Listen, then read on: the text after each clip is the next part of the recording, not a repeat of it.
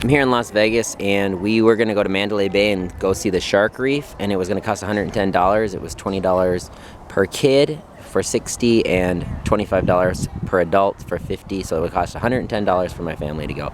I decided to look online and see if there were any discount tickets, and I looked, and on the travel websites like Orbitz and Travelocity and those other sites, if you go under activities, I was able to find them, and they were discounted, so they're regularly $20 for an adult, and it was like $15 for a kid, but we were able to get them even discounted further. There was another deal going for 15% off. So we ended up paying $12 per kid and $17 per adult. We got in for just under $70. We saved $40 for the day just by waiting a day. So if you're gonna make plans to go see the shark reef or go do any of the things in Las Vegas, go to the activities on those travel websites and make your reservations through there, and you should be able to save a lot more money.